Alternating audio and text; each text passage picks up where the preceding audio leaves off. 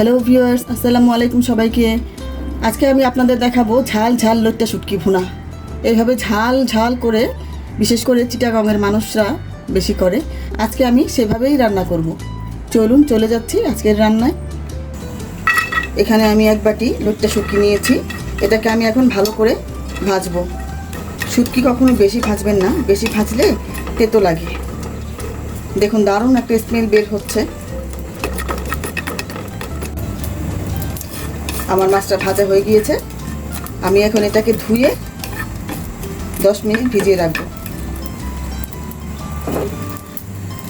এখন আমরা চুলায় একটি প্যান বসিয়ে নিব। তেল দিয়ে দিচ্ছি।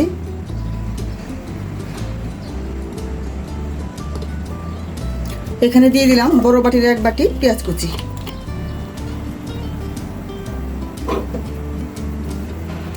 এখানে কিছু আস্ত রসুন কোয়া, কিছু কাঁচামরিচ আমি একসঙ্গে দিয়ে দিব।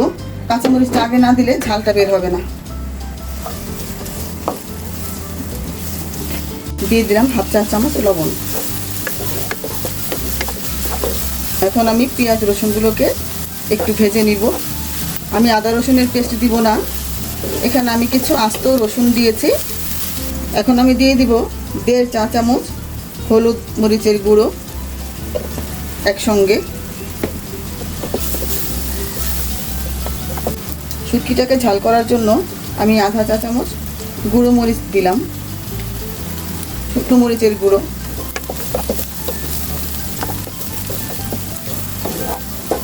শুটকি ভুনা একটু ঝাল না হলে খেতে ভালো লাগে না। এখন দিয়ে দিলাম একটু গরম পানি। এই মশলাটাকে এখন আমি ভালো করে ভুনা করে নিব।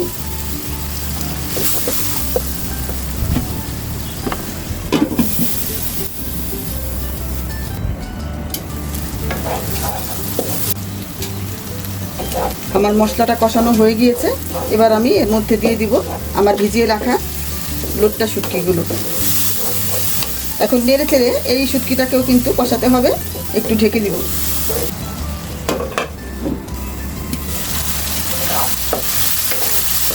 আমার মাছটা কষানো হয়ে গিয়েছে। এবার আমি এর মধ্যে একটু গরম পানি দিয়ে দিব।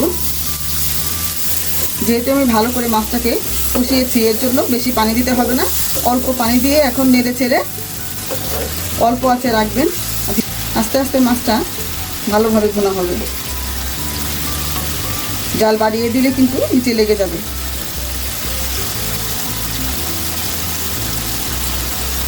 আমার লবণটাও পারফেক্ট হয়েছে।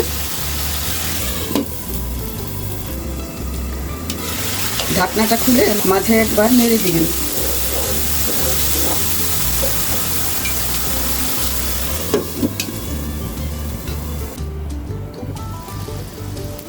হয়ে গিয়েছে আমার অথেন্টিক স্বাদের লইট্টা শুটকি ভুনা।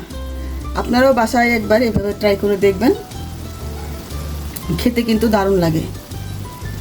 একদম হাত চেটে পুটে খাবেন। আজকে আর নয়, ফিরে আসবো পরের ভিডিওতে নতুন কোনো রেসিপি নিয়ে। ততক্ষণ পর্যন্ত আপনারা ভালো থাকুন, সুস্থ থাকুন। আল্লাহ হাফেজ।